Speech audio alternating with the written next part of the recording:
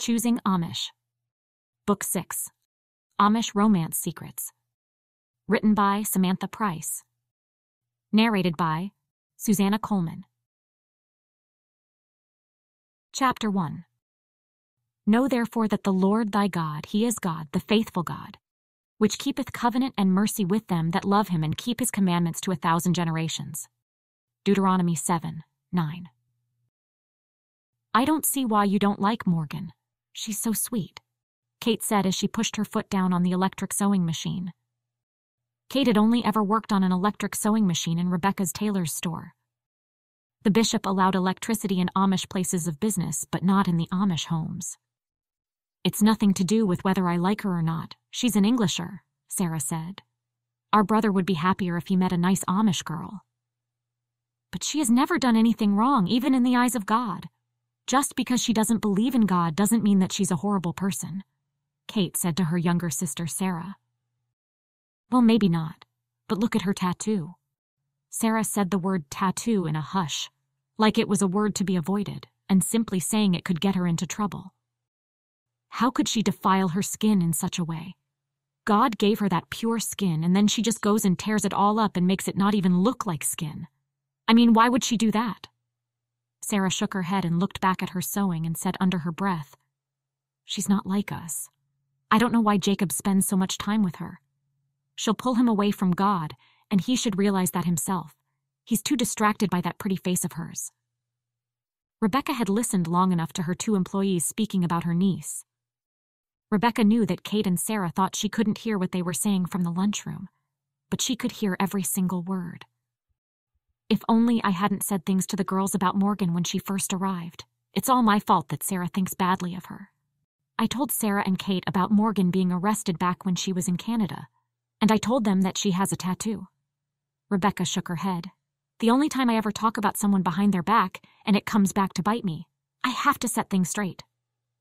With cup of tea in hand, Rebecca left the lunchroom and sat at the other end of the work table from Sarah and Kate.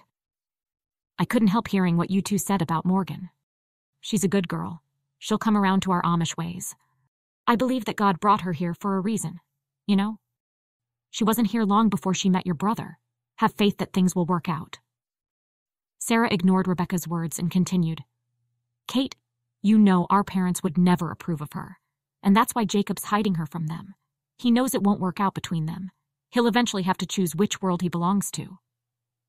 Rebecca placed her teacup down on the table loudly enough to gain their attention, but she was careful not to spill a drop.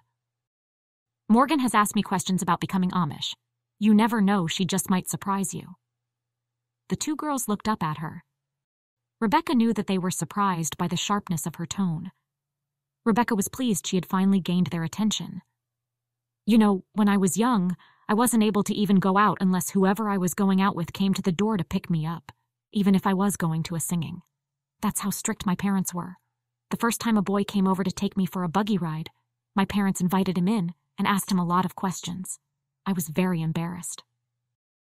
Yeah, you've told us that story before, Rebecca, Kate said. The point I'm trying to make is that Morgan has a lot of adjusting to do. Things were very different for her in Canada. She's trying to make a life for herself here, with Jeremiah and me. I'm sure she'll see that the Amish way of life is a good one, and I'm sure Jacob is giving her the space in which to do that. But Rebecca, don't you think that Jacob would have at least brought up that he was seeing someone to our parents by now, especially an Englisher? It has been a couple of months. You think he would have mentioned something to them, Sarah said. He can't go on keeping it a secret like this. The bishop would never allow such a thing. Well, he knows that your parents will forbid him to see her because she's still an Englisher. If they know that Jacob is interested in a girl, they will most likely not stop inquiring about who she is and where he met her, Rebecca said. But she's even been arrested, Rebecca. How is Jacob going to explain that to our parents? Sarah stopped sewing, leaned back in the chair and folded her arms. Rebecca dropped her eyes to her tea. There it was. It was all her fault to gossip of Morgan and the trouble she'd gotten herself into back in Canada. She didn't know that Morgan was going to fall in love with Sarah and Kate's brother, but nevertheless she should have kept her mouth shut. Yeah, she was arrested, but she was not charged. She was innocent, falsely accused. Anyway, even if she were guilty, people make mistakes and need to be forgiven. Rebecca said calmly, without any real emotion. She looked up at the two girls and said pointedly, "And each one of us here at this table have made many mistakes." Rebecca noticed that what she said silenced the girls, and they turned their full attention back to their sewing. Rebecca smiled, thinking of how quiet and uneventful her life was before Morgan knocked on her door.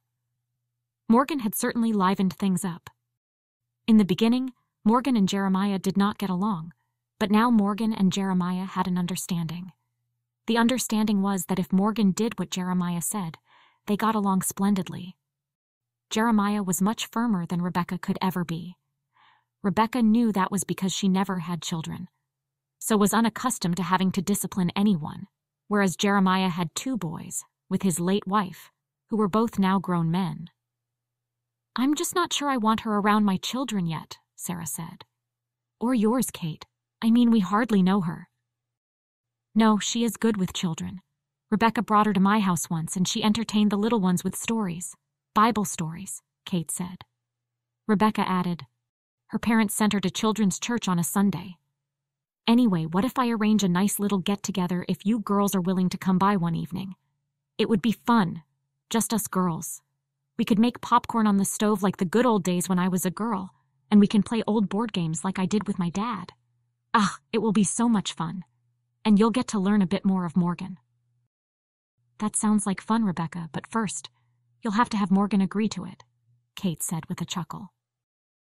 "Yes, of course she will agree to it. I'll see to that," Rebecca said as she made her way back to the lunchroom. "Rebecca," Sarah said, "I think there's still work to be done. This giant pile of sewing isn't going to sew itself." Sarah and Kate both giggled. "Ugh, yeah, of course," Rebecca said as she put her teacup back in the lunchroom. When she joined the girls once more, Rebecca made sure that she changed the subject. Chapter 2. As the cold of snow in the time of harvest, so is a faithful messenger to them that send him, for he refresheth the soul of his masters. Proverbs 25:13. Morgan looked around her bedroom. She finally had it just as she wanted it. Well, nearly. She couldn't have the walls too loud in color because she was living with her Aunt Rebecca and her new husband Jeremiah, and they were Amish. The Amish never liked to have bright colors or anything fancy in their homes. Morgan's bedroom was separate to the rest of the house, and she even had her own private bathroom. Morgan knew that her auntie secretly hoped that one day she would join the community, and Morgan also knew that the boy she liked, Jacob, would want that too.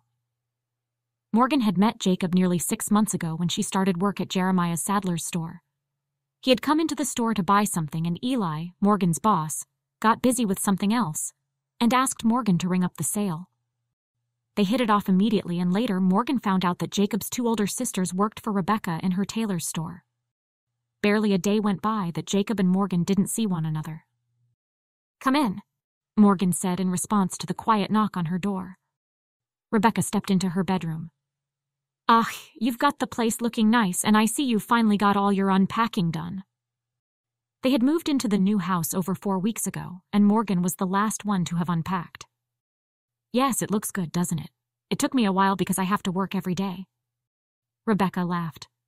"I work every day too, Morgan. Well, nearly every day. Now that Kate's running the store for me, I don't need to go in so much." "Do Kate or Sarah ever mention me?" Rebecca's eyes flickered, and she looked away.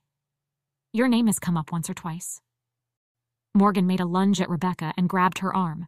"Rebecca, you have to tell me." "What did they say about me? They don't like me, do they?" "They hardly know you at all. They've only met you once or twice," Rebecca said with a wiggle of her shoulders. "I mean, they don't like me for their brother Jacob. Do they?" Morgan asked. "You know they would be hoping that he would like an Amish girl and not an Englisher. That's all. It's nothing personal against you," Rebecca said. Morgan sighed. "It sounds personal to me. What does it matter if someone's Amish or English? They should take people as they find them." Rebecca turned directly to face Morgan better.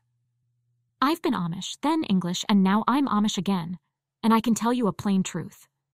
An Amish man can't marry an English girl unless he leaves the Amish community. The Englisher will pull the Amish person away from their faith, which is why the Amish stay separate from the outside world." Morgan nodded slowly. "I know, Rebecca. You've told me all this. Rebecca shook her head and sat on the end of Morgan's bed. I don't know if Jacob would ever leave the community if that's what you're hoping. He hasn't even been on Rumspringa. I know you both like each other, that's clear to see. But there's going to come a point where one of you will have to change. You'll have to join the Amish or he will have to leave. You can't go on seeing each other in secret like this. Not if you want a proper relationship with him. Morgan knew it was only a matter of time before one of them had to make a huge decision if they were to keep dating each other. I know. I just don't understand it. Why do there have to be so many rules? I hate rules, I just hate them. Morgan put her fingernails in her mouth. She hadn't set out to meet an Amish man, but she felt an immediate pull towards him as soon as she laid eyes on him. Their relationship was innocent enough. They met nearly every day and went for either ice cream or coffee. Sometimes they would just walk in one of the town parks. Rebecca chuckled and put her arms around Morgan and squeezed her. I would have liked to have a bedroom like this when I was your age, private and away from the rest of the family. When I was your age, we didn't even have a bathroom inside the house. Morgan pulled a face at the thought. Many of the Amish still don't have inside plumbing. It's bad enough learning to live without electricity, at least we've got plumbing, Rebecca said. Morgan sat on the bed next to Rebecca. Did you ask Jeremiah about the car? Morgan had already asked Jeremiah if she would be allowed to keep a car on the property, and he said he'd give it some thought. Rebecca wrinkled her nose. I don't believe it's a good idea. The bishop said you could live with us, but I don't think we should push things. It wouldn't look good to have a car outside the house. What would people think? I've never cared what people think, Rebecca. Rebecca tipped her head back. But Jeremiah does care what people think, so he'll be the one to decide. My best guess would be that he will say no. Morgan pushed out her lips into a pout. One of the Yoder boys hides a car behind his parents' barn and he's still on Rumspringa. That's none of our concern. Anyway, Jeremiah takes you to and from work most days. You don't need a car. Morgan groaned. I need my independence. I don't want to have to rely on other people all the time. I've saved enough money for a car and I can easily afford the gas and the insurance. I don't think you should push it, but if you must, wait for a few days before you ask Jeremiah again. Morgan pushed out her bottom lip and nodded. Now I have news. Morgan opened her eyes widely and studied Rebecca's face. I'm having Sarah and Kate over here and they can get to know you. Do they want to do that? Morgan asked. Yeah, they do. They know that their brother likes you, so they want to get to know you a little better. So I said for them to come to the house, and we'd have a little get-together. Doesn't that sound good? Morgan forced a smile and gave a nod. Thanks, Rebecca. Chapter 3. I will go in the strength of the Lord God. I will make mention of thy righteousness, even of thine only. Psalm 71:16. Morgan sat in the kitchen and watched Rebecca busying herself to make sure that everything was perfect. Kate and Sarah would soon arrive for their girls' night. I'm nervous to see both of his sisters again. Do you think Jacob really likes me, Auntie? Morgan asked, twiddling her fingers in her lap. It was easier just to call Rebecca Auntie. Anything else took too long. Rebecca looked up from arranging different cookies onto one plate. He does. Why would you even ask that? Well, he hasn't introduced me to his parents yet. And based on the conversation you told me about with Kate and Sarah, I just realized that he's never going to. How would they react to me not being Amish? I'm just worried, Auntie. That would be the end of things for Jacob and me, wouldn't it? Morgan took one cookie from the plate and nibbled on it, not taking it from her mouth as she did so. Rebecca nodded and took a deep breath. Yeah, it would. He knows that his parents won't allow him to see you, Rebecca said as she fiddled with the arrangement of the food. Well, what do you think Jacob is thinking? He knows he's not supposed to see me, but we've been dating for months now. Don't you think it odd that nothing has come up in conversation with his parents? And why is he seeing me all the time when he knows he's not supposed to? You're right. When he tells his parents about you, that will be the end of things between the two of you. I guess being the only boy in the family, he might feel pressure to find an Amish girl of whom they approve. Rebecca took her eyes off the food and looked at Morgan. You know that the only girl his parents would ever accept is an Amish girl. I can tell you if his parents know that he is visiting you regularly, then he will be forbidden to see you ever again. That's one thing I know for sure and for certain." Morgan pulled a face. Rebecca repeated what she'd already said. "And being the only son in the family, it puts more pressure on him, especially since his sisters are already married and have children." "I was thinking, Auntie," Morgan said slowly, "maybe one day I might think about converting for him. Maybe if he wants to marry me, I mean, but only if I feel ready." "That is something that only you can decide, Morgan. Your heart will tell you what you need to do." Rebecca looked at the furrows on Morgan's young forehead. "Don't look so worried." "But if it is true love, don't you think it will be worth it?" Morgan asked. "If that is what you really want to do. He didn't put that idea in your head, did he? Has Jacob ever asked you to consider joining the community?" Rebecca stared at Morgan. No, Auntie, not at all. It was my own idea," Morgan said as she picked up another cookie to nibble on. "He has to respect your views and beliefs just as much as you his." "I know, Auntie. I just think that Kate and Sarah would be nicer if I at least tried to be more like them. I think they would like me if I were Amish like them." "They're mean to you?" Rebecca put the kettle on to boil. "Not really, but I can tell they think that Jacob would be better off with an Amish girl. If he stays within the community, he has to marry an Amish girl or marry no one." Rebecca adjusted the tablecloth to better center the plates without moving them by hand. "Ah," she said. "Perfect." She sat back down next to Morgan. "I know, you have told me so many times. There is no way to keep any relationship secret for too long. One of his sisters will most likely slip, and when they do, things will be worse for you, and things will be worse for Jacob. Keeping secrets never did anyone any good." "I suppose not. What if we just ran away, Jacob and me, somewhere far away where no one would bother us or question our love? I wonder if I could convince him to do that." Morgan looked up at the ceiling. "Morgan, how could you even think of that? Leaving behind your job, Jeremiah and me? No, Morgan. The only way you can be with Jacob is if you join the Amish or if he leaves the Amish. He cannot marry an outsider, an Englisher. He just can't." "What if I join and then they still reject me? I just can't stand the thought of them rejecting me." Morgan put her head in her hands. "I'll never be a born Amish person. I'll always have a tattoo. What if they find out I've been in trouble with the police? And at first they might, but give them time, and they will come to love you as I have, and as Jeremiah has. The Amish are a forgiving people. You are speaking as if you'll be judged." Morgan screwed her face up. "Aren't I, though? Aren't they going to judge me and talk about me even if I join?" Rebecca knew that there were a few gossipers in the community. There might be some in the community who will do those things. But you can't worry about what those people say. No one ever has control over what others think or say. You'll just have to pay it no mind. "Thank you, Auntie." Morgan hugged Rebecca tightly. With the sound of a knock on the door, their conversation ended. Rebecca opened the door to Sarah and Kate. "Welcome, come in." Rebecca looked around for Sarah and Kate's young children. "Where are the little ones?" "We left them with Mom," Sarah said. Kate laughed. "We didn't know if you meant for us to bring them, and Mom is always asking to look after them." Rebecca chuckled. "She looks after them nearly every day. I would have thought she might like a break." "No, she'd have them live with her if she could," Sarah said with a laugh in her voice. The girls nodded hello to Morgan, and then they all sat around the kitchen table. Sarah reached for a cookie and then looked across at Morgan. "Morgan, everyone here knows that you are growing close to Jacob, and I just don't want him to be compromised." "Sarah," Kate frowned at her sister and said, "We've just come here to get to know Morgan a little better." Sarah lifted up her hand to silence Kate. "I'm just trying to protect my little brother. If the bishop found out about their secret relationship, then Jacob would most likely have to leave home." Sarah took a deep breath and continued. "Even if you are unsuitable for Jacob, I'd like to know if you ever intend on joining the community." "Sarah," Rebecca said, frowning at her, "I meant for this to be a nice get-together, not an inquisition. That's not what I invited you both here for."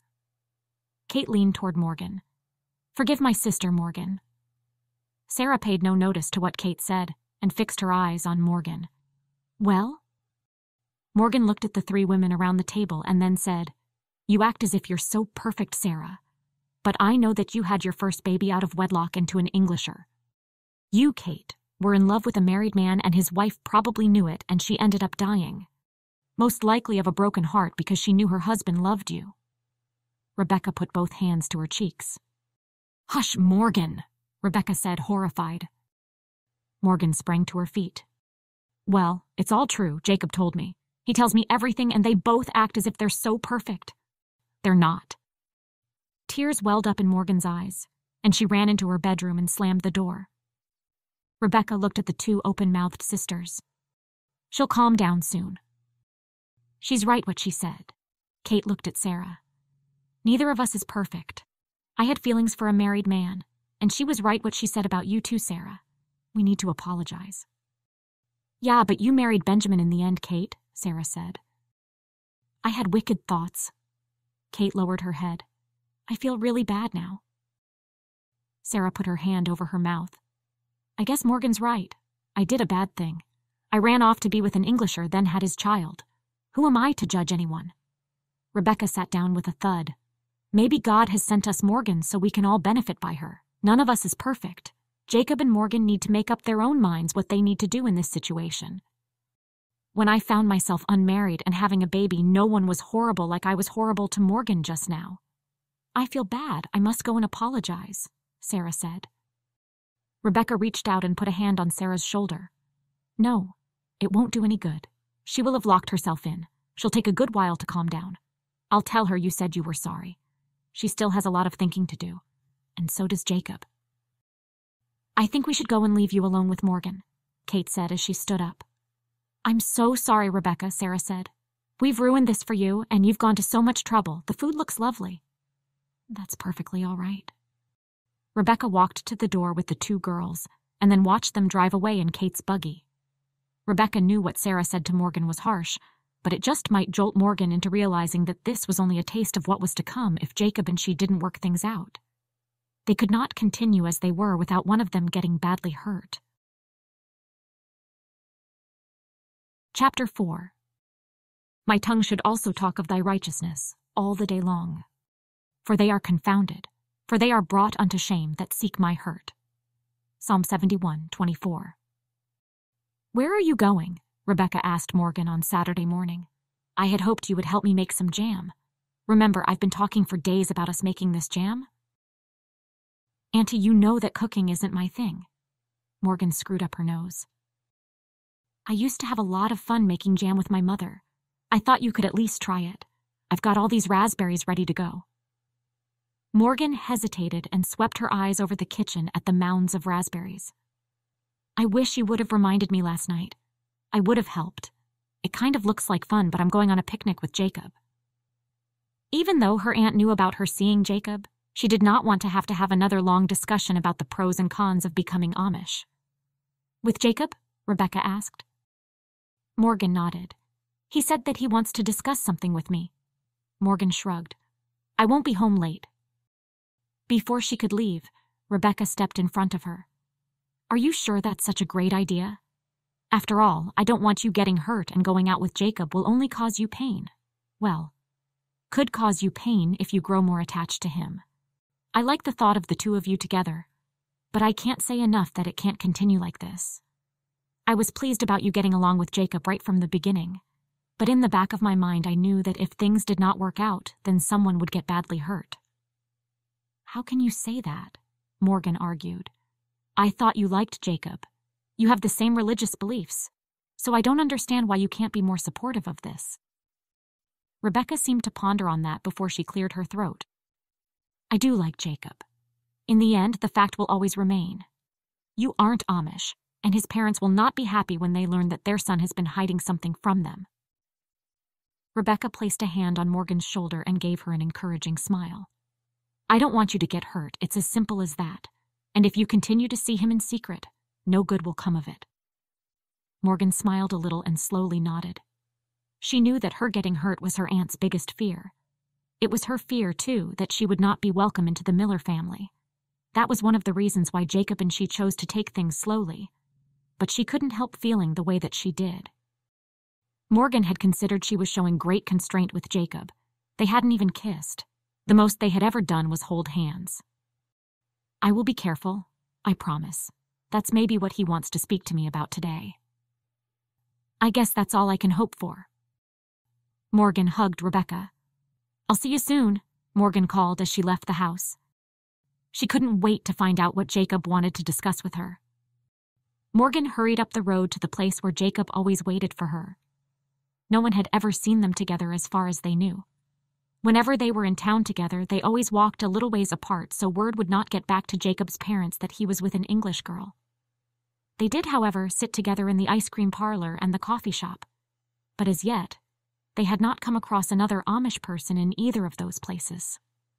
Jacob leaned against the buggy with his arms crossed over his chest. "Run, run," he said as he laughed. Morgan giggled. "I'm not late, am I?" Jacob shook his head. "You're never late," he replied. They gave each other a light embrace before they got into his buggy. Before long, Jacob stopped the buggy and grabbed Morgan's hand. "Are we stopping here for the picnic?" Morgan asked as she looked around the countryside. "No." "I don't understand. Aren't we going somewhere to eat?" Every time they met, they either had a picnic or ate somewhere in town. He smiled. "Soon. I've got picnic food in the buggy, but for now I want us to go for a walk," he told her. With her stomach rumbling with both hunger and nerves, Morgan agreed to go for a walk. As they walked around the field, their conversation was light, and Morgan just knew he was working up the courage to say something. "It's a beautiful day out," she mumbled. Jacob nodded. "Yes, it is." He hesitated before saying, "I guess you are wondering what I wanted to discuss with you." Morgan snickered. "Well, now that you mention it, yes." Jacob laughed, squeezing Morgan's hand a little tighter. "Morgan, you know how much I care for you, right?" he asked. Morgan beamed and nodded. "The same as I care for you."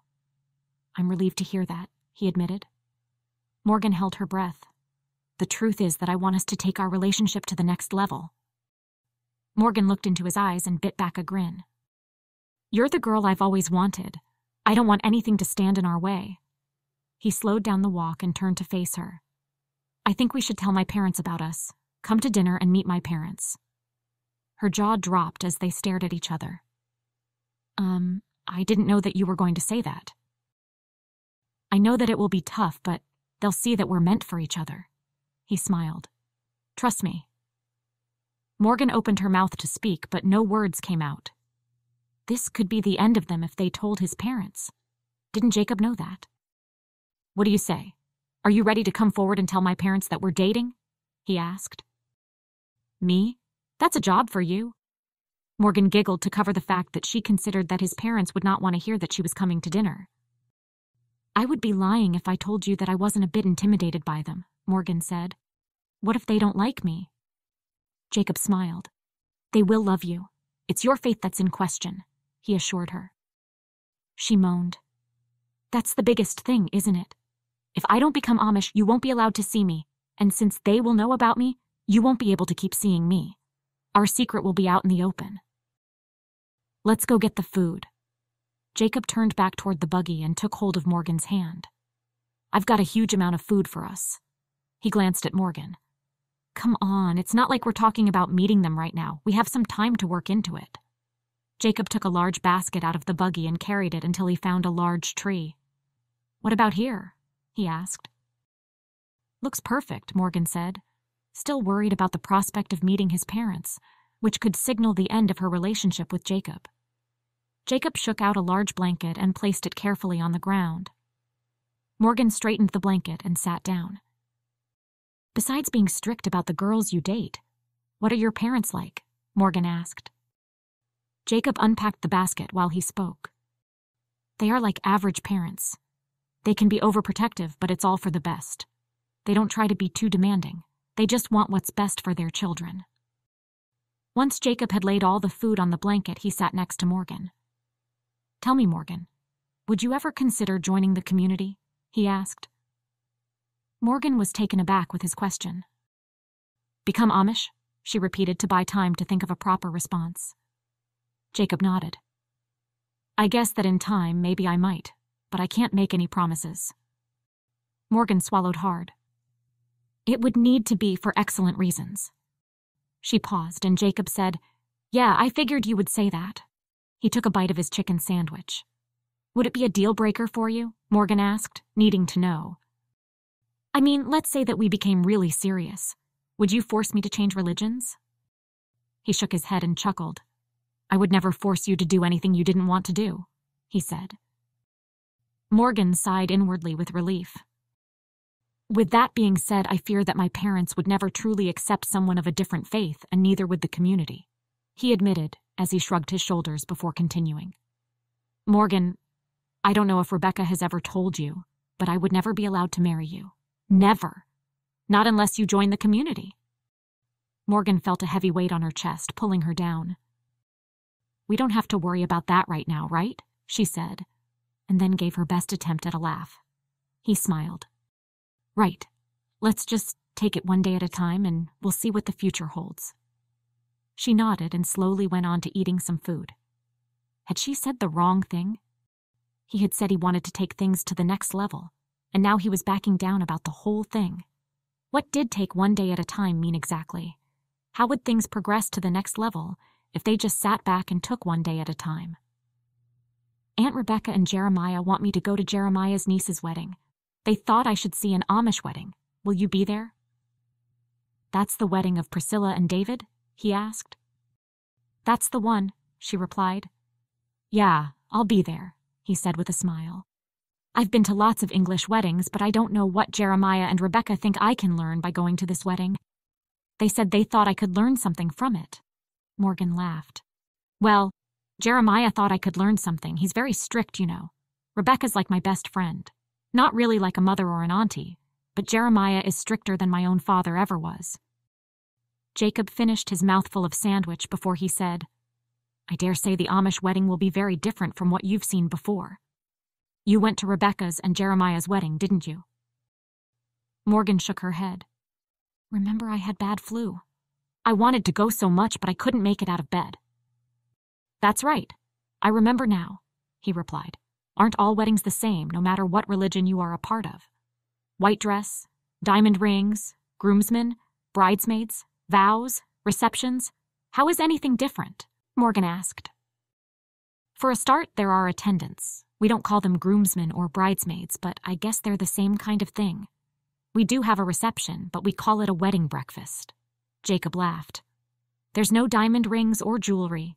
You should know that by now from living with Rebecca," he told her. "Oh yeah, that's right. And no white dress. I remember that Rebecca wore a blue dress and white organza over apron and organza prayer cap. I remember that Kate sewed them for her." Jacob looked adoringly at Morgan as he lowered himself onto one elbow in a half-sitting-up position and took another bite of his sandwich. Morgan could see it in his eyes that he was in love with her, and she knew that she was in love with him. "How are we going to handle things at the wedding? We will have to pretend like we don't know each other, won't we?" Morgan asked. "Unless you decide you want to join the community before then," Jacob said with a laugh. "No, when you come to dinner, they will find out that we know each other." Morgan looked at Jacob's grinning face and frowned. Jacob raised his eyebrows. "How long's it going to take you to decide to join the community?" he asked. "It's a big step for me, Jacob. You've grown up in it, so you don't know anything else. But I do. It's kind of a backwards way of life with no electricity, no cell phones, and no computers." "But you don't have any of those things at Rebecca and Jeremiah's house, so what's the difference?" he asked. "I have a cell phone, but I don't use it inside their house. I guess it's not so bad without electricity when you get used to it. You do have plumbing inside your house, don't you?" Jacob nodded. The rest of their time together, Morgan waited for him to bring up something regarding him wanting to take things to the next level again. But he didn't. Why had she shut him down when he tried to tell her that he wanted their relationship to be more serious? Jeremiah was right. She did sometimes speak before she thought.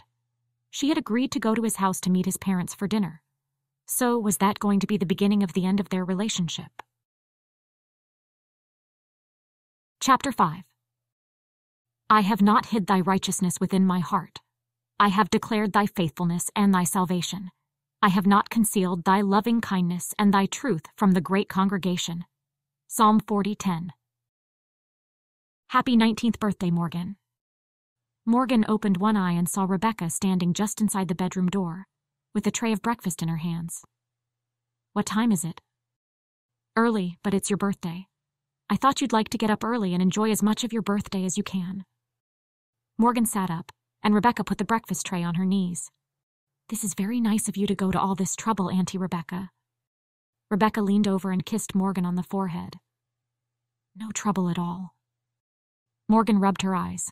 If she didn't have to go to work, she wouldn't wake until midday. Morgan took a mouthful of orange juice and looked to see what was on her plate. "You made me blueberry pancakes?" "I remembered that they're your favorite." "Thank you so much, Rebecca." "What would you like me to cook you for your birthday dinner, or would you like to go to a restaurant?" Morgan knew that Rebecca and Jeremiah rarely ate out. "I'd like us to have dinner here. You choose what to have. Anything you cook is nice." "Okay, I'll give it some thought. I'm not working today. Do you need Jeremiah to give you a ride to and from work?" Morgan cut a slice of pancake and said, "I'm going to meet Jacob after work. He wants to see me today because he knows it's my birthday. So I'll have him bring me home."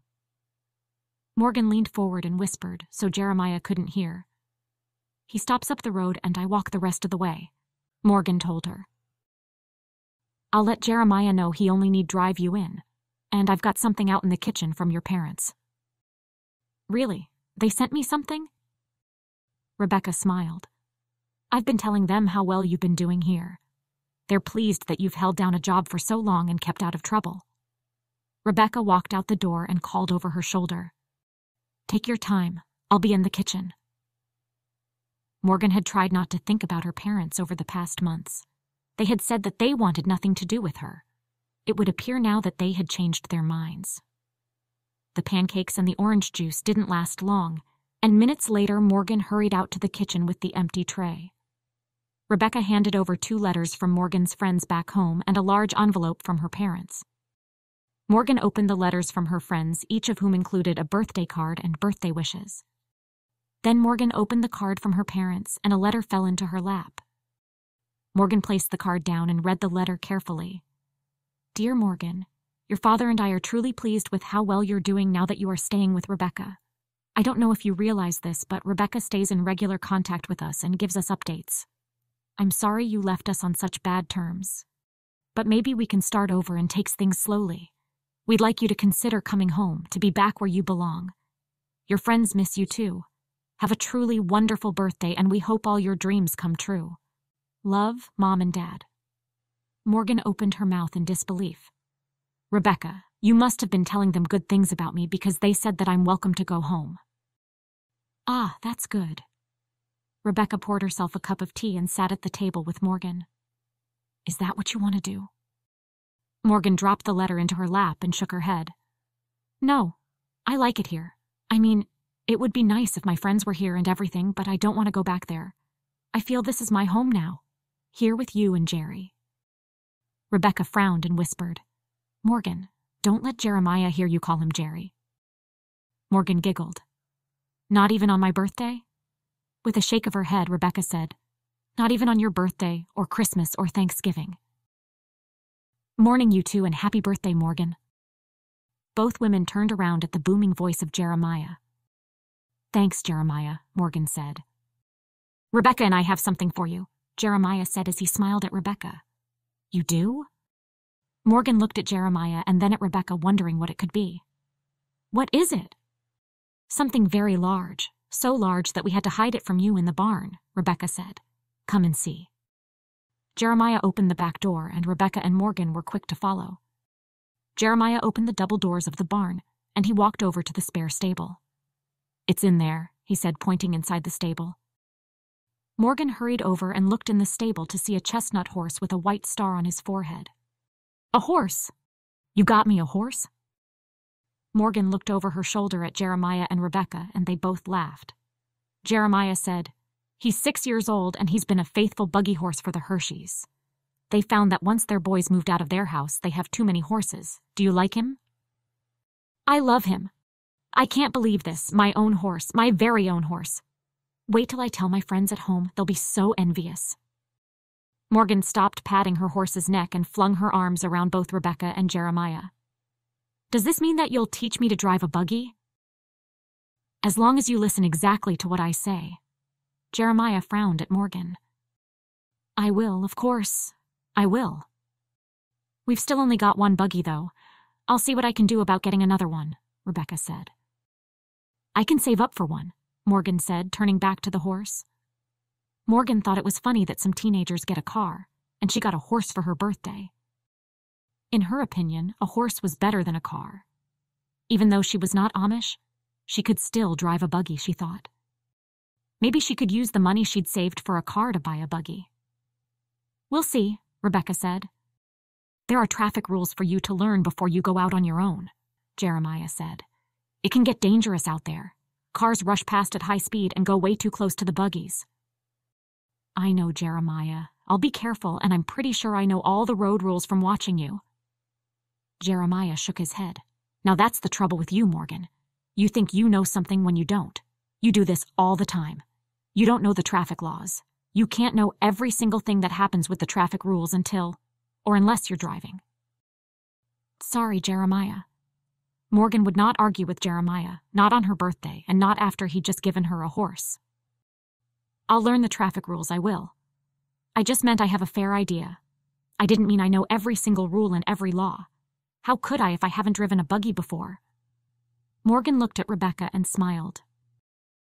When Morgan had first come to stay with Rebecca, she had many arguments with both Rebecca and Jeremiah, but she'd learned to hold back her impulsive tongue. Can you hitch him to the buggy to drive me to work? Jeremiah nodded. I'll have breakfast and then I'll watch you hitch the buggy up. That's the best way to learn. Later that day, after work, Morgan waited in her usual spot to meet Jacob. She heard his buggy clip-clopping toward her. As it came closer, she saw his handsome, smiling face.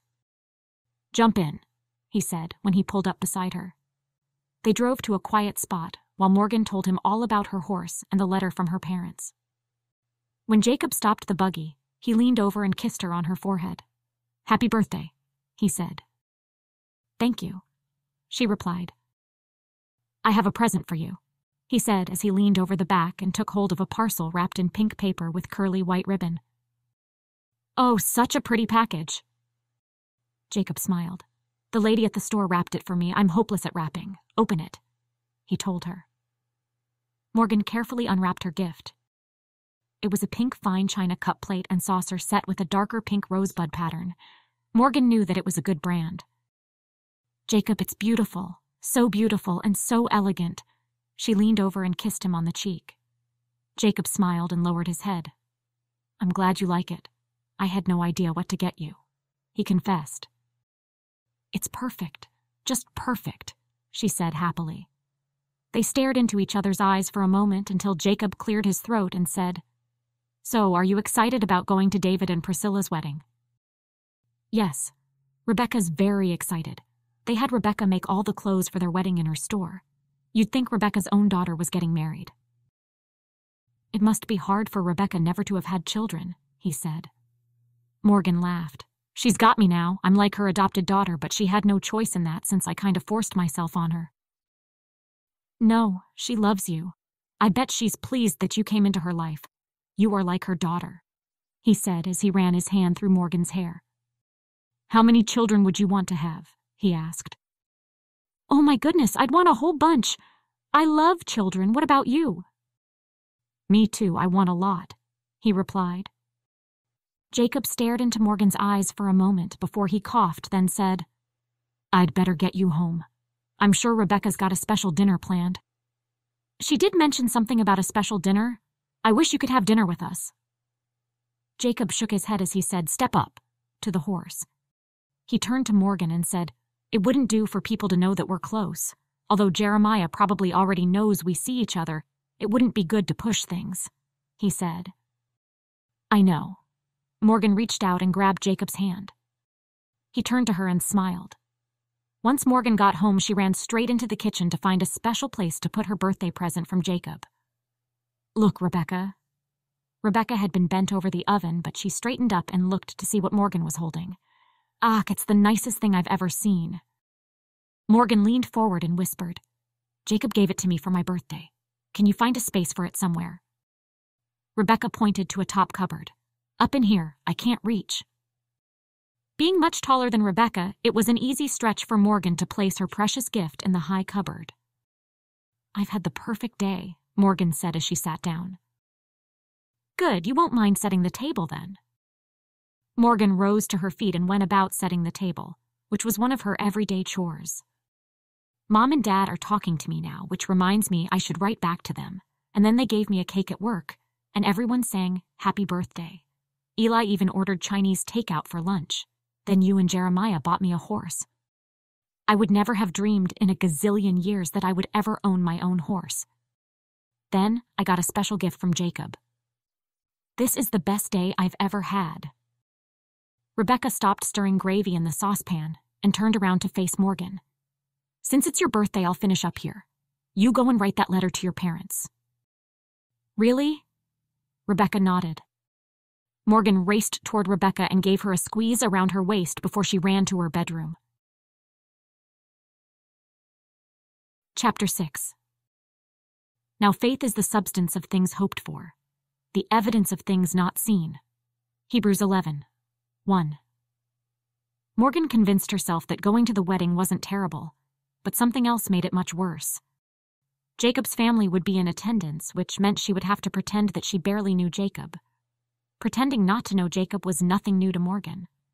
She had to pretend that in the past once or twice. The first time she had to pretend not to know Jacob was when he came to the saddler's store with his father. Jacob usually came alone, but one time he came in with his father. Jacob kept pulling faces at Morgan when his father was not looking, as if to say he could not stop his father from coming with him that day. The second time she had to pretend not to know him was when she was at the farmers' markets with Rebecca. Jacob was walking next to his mother, and when Rebecca and his mother saw each other, they stopped and chatted. Morgan disappeared to a nearby stall and pretended to be interested in the goods. She could see Rebecca looking for her out of the corner of her eye. Morgan hoped with everything inside her that Rebecca would not call her over to introduce her to Mrs. Miller, and thankfully she didn't. As Morgan dressed for the wedding, she wished she could date Jacob openly and not in secret. She thought that the Amish religion was a strange one to keep separate from people. Rebecca had explained to her that the Amish don't want to be tainted with the outside world, and that is why they keep separate. It was a matter of time before Jacob would tell Morgan that he could not see her anymore. Of this Morgan was certain. On top of her concerns to pretend she did not know Jacob, she would have to deal with Kate and Sarah, who thought her unsuitable for their brother. Morgan had never met Annie, their older sister. Jacob told Morgan that she would like Annie the most out of his 3 sisters. Jacob's parents would find out about Morgan soon enough, and the wedding was not a place where she wanted to meet them. Dinner at Jacob's house, Morgan considered, was a much better setting in which to meet them. The wedding was to take place in the backyard of the bride's parents' house. Jeremiah's buggy pulled up at the house where the wedding was to be held at 8 a.m. in the morning. No one could tell Morgan why the wedding was taking place so early in the morning. It was a struggle for Morgan to get ready and be somewhere that early. There were rows and rows of buggies already on the property in front of the house. Rebecca whispered to Morgan that they would sit at the back of the room. When they walked inside the house, Morgan ran her eyes around the room looking for Jacob. Ah, there he is. She caught his eye, and he gave her a wink, which made Morgan smile. He wore a dark suit, crisp white shirt, and he looked more handsome than Morgan had ever seen him. Morgan wondered what Jacob thought of her own clothes. Rebecca had made her a dress to wear for the wedding, since Morgan was rarely out of jeans and t-shirt. The dress was loose-fitting, pale yellow, and ended just below her knees. Morgan felt awkward and embarrassed to be wearing something so horrible and unflattering. Rebecca insisted that she would not feel out of place in the pale yellow creation. The living room was filled with rows of wooden benches, and Rebecca quickly ushered Morgan to the back of the room. Morgan noticed there were 3 other non-Amish folk in attendance. It was easy to tell by the clothing. People were trickling in, and everyone broke into small groups. All the chatter, laughter, and even the bit of arguing created a dull roar from the crowd. Morgan had never felt more like an outsider than right now. Everyone seemed to know at least someone, but as Morgan's eyes scanned the crowd, there was not one friendly face she knew, besides Jacob. Morgan's mind drifted to what her life would be like if Jacob left the Amish to be with her. She would wake up next to him every day, He would come walking down the stairs on a Saturday morning, half asleep in his pajama bottoms, and wrap his arms around her waist. He would bury his head into her neck and groggily say good morning before asking what he could make her for breakfast. They would take the cooking in turns. Morgan wanted him to be the first and last person she talked to every day. I want to play Monopoly with him on a Sunday afternoon and tackle him down if I land on one of his hotels.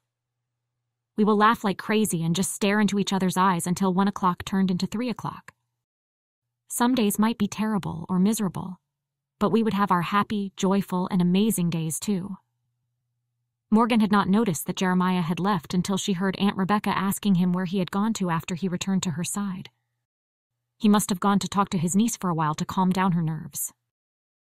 After everyone had taken their seats, the bride and groom sat in the front row.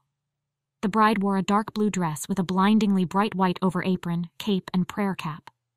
The groom wore a black suit with a black tie and white shirt. Morgan was surprised how young the bride was. The bride, she considered, was close to her own age. The bishop stood up and began to speak. After a few moments, Morgan glanced over at Jacob and began to daydream once more. I know exactly how I want my wedding.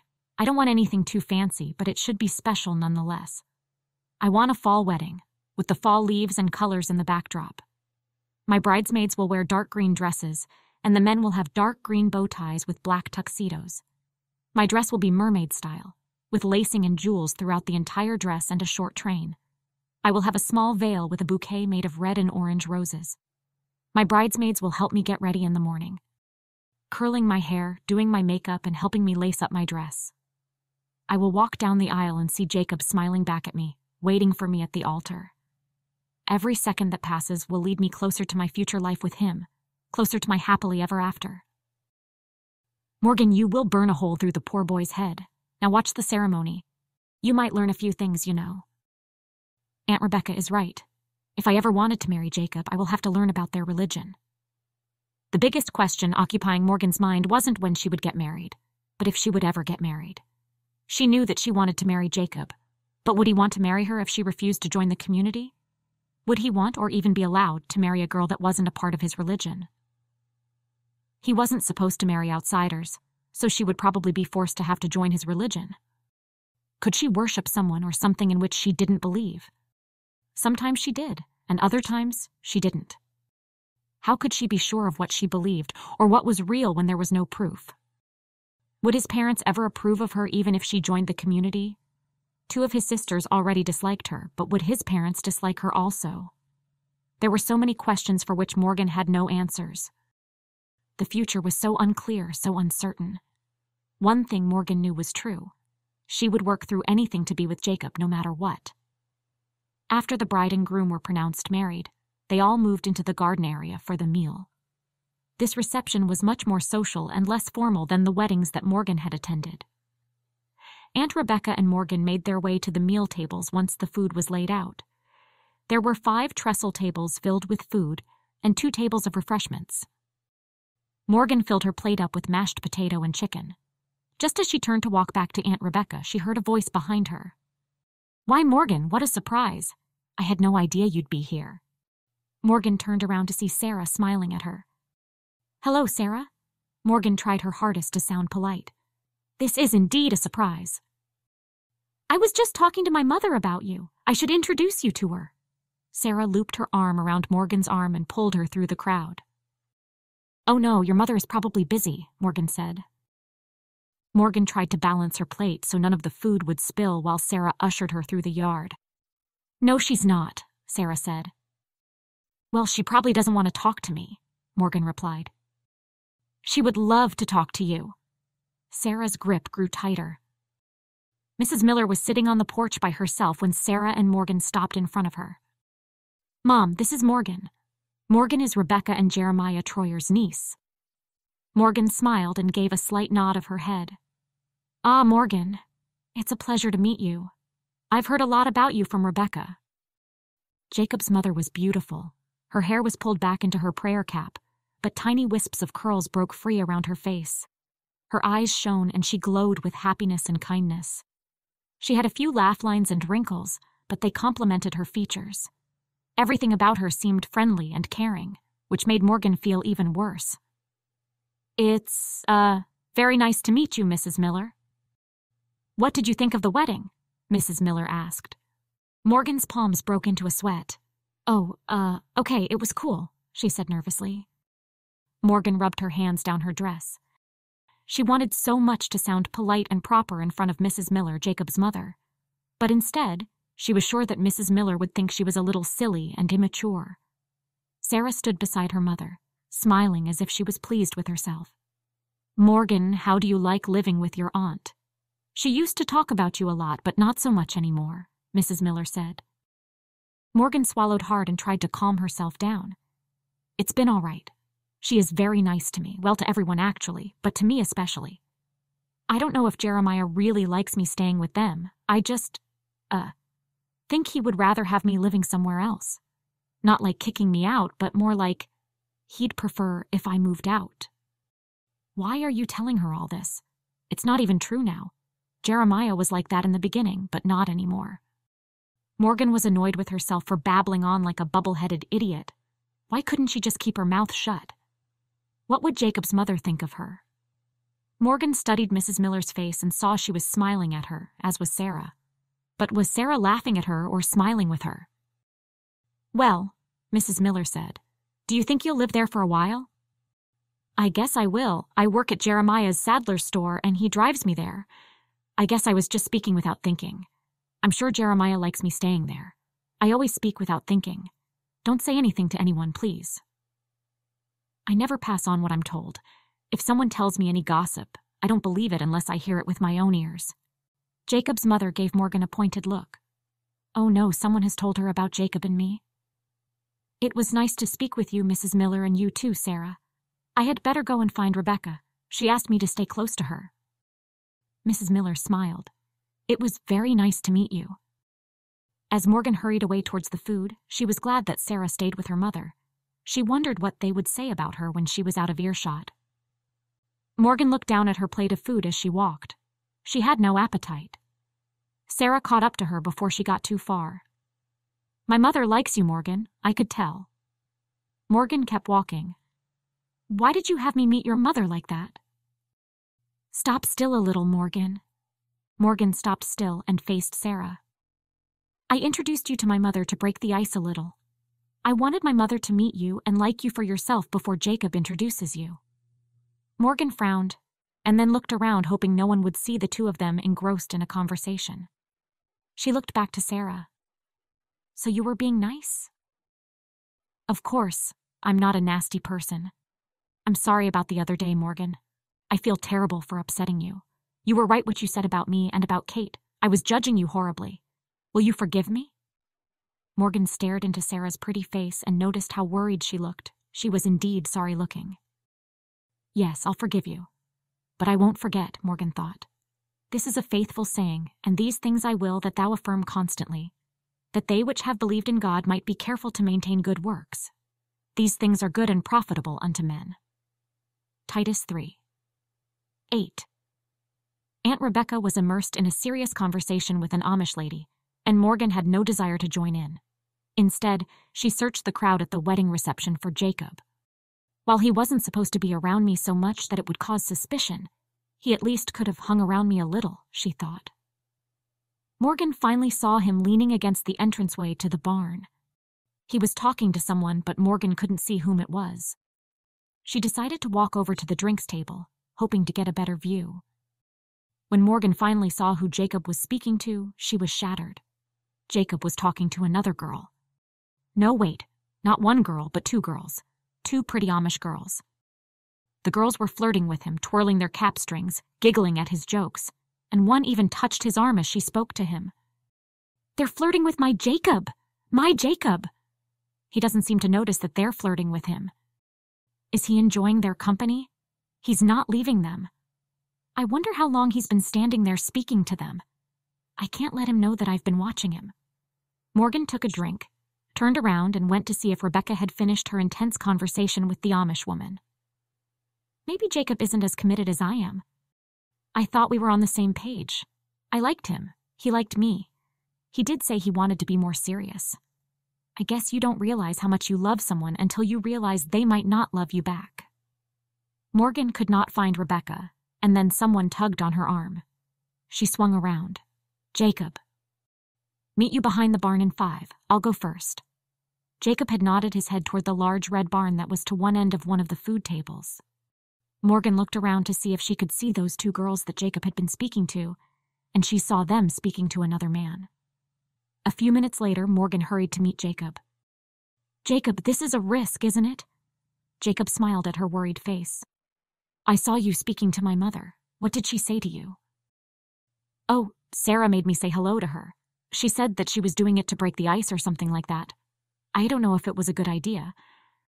Did you like her? Of course, I liked her. She seems really sweet and nice, but it's what she thinks of me that counts. And if I'm not Amish, she will never approve of me as a match for you. Well, I'm through with the hiding thing. I want you to meet my parents soon, in a few days' time. I want to be with you, and if that means leaving the community, then that's what I'll have to do. Morgan gasped. You'd do that? Jacob narrowed his eyes. Would you join the community for me? I don't know if I could, Jacob. It's such a big decision. Chapter 7. But as for me, I will walk in mine integrity. Redeem me and be merciful unto me. Psalm 26:11. This was such a bad idea. Morgan opened her purse, took out her mirror, and looked at her makeup again. This time she rubbed off some more of her blush. She did not want to look too made up. Rebecca told her not to wear any makeup, but when she went without makeup, she was pale and sickly looking. Morgan could not remember when she'd been so nervous. The only thing I need right now is to see Jacob. Morgan closed her eyes and started reminiscing of the first time she met Jacob. The thought of it gave her a warm, gooey feeling inside. The taxi came to a halt. The driver looked back and said, "Here you are, madam." Morgan handed him the money. Jacob's parents owned a large farm. Morgan could clearly see that his parents loved gardening by looking at all the bright flowers in the front garden. Out by the barn, Morgan could see one of the buggies already rigged up, like someone was about to go somewhere. To the left of the front yard, there was an old juniper tree with a tire swing tied to it. Morgan walked up to the oak door. Through the window to the side of the door, she could see shadows moving. She knocked on the door, and as she waited for someone to open it, she turned around and looked at the serene blue sky. The door opened, and a burly-looking man in his 60s came out. His gray hair was neatly combed, and he had the usual Amish beard with no mustache. His eyebrows were bushy, and those hazel eyes were the same as Jacob's. "Ah, you must be Morgan," Jacob's dad said.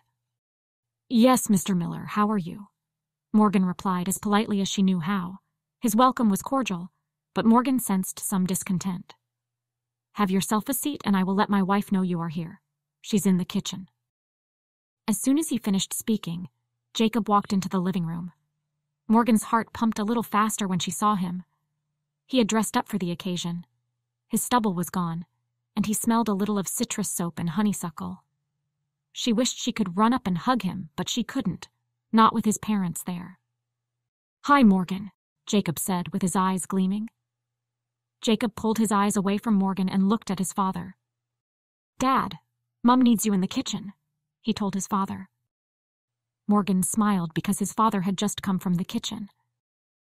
Smiling and taking the hint, his father returned to the kitchen. Once his father had left the room, Jacob sat next to Morgan.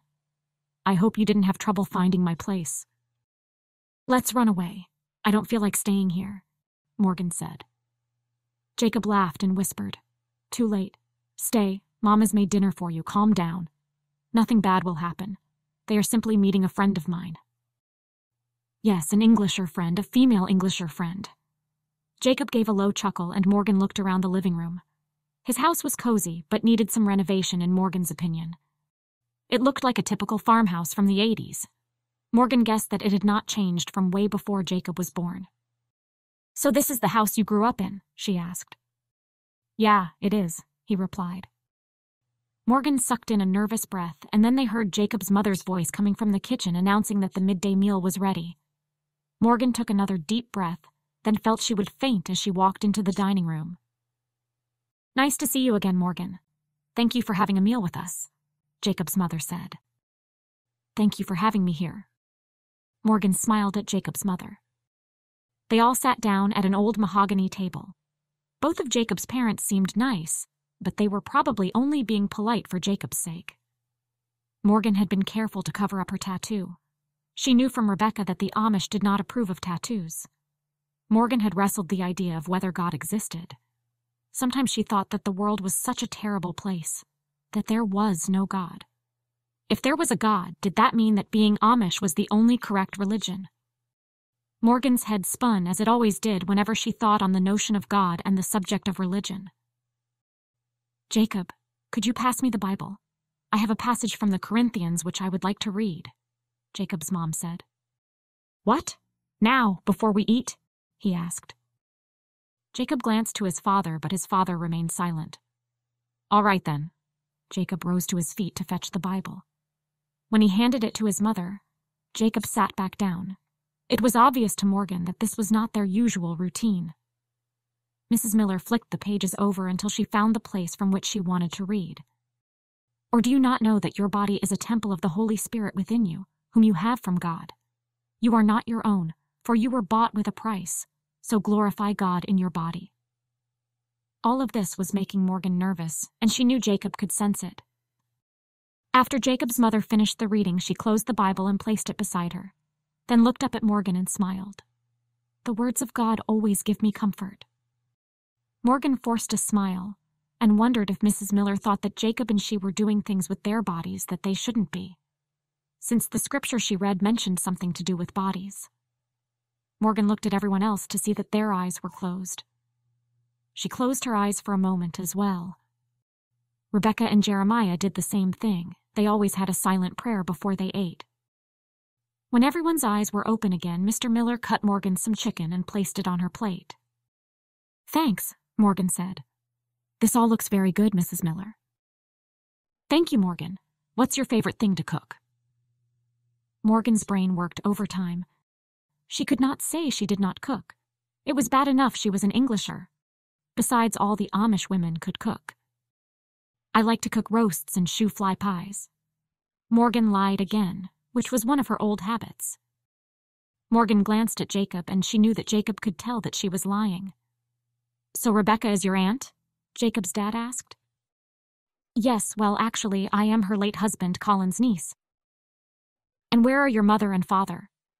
Jacob's father now looked concerned that she was not living with her parents. "I moved here from Canada to live with Aunt Rebecca. I moved for job opportunities." Lies. She had ran away from home, and her parents did not want her back until recently. Morgan felt bad for lying to them, but she did feel better that Jacob knew everything about her. Jacob was one person she could tell anything to. "Is there a lack of jobs in Canada?" Jacob's mother asked. "The part of Canada I came from, yes." Morgan placed a large piece of chicken in her mouth, hoping that politeness would prevent either of Jacob's parents asking her another question while she had her mouth full. All of a sudden, no one was speaking, and Morgan felt that her face was turning red. She had no idea what she could say to start a conversation. Morgan was suffocating and needed air.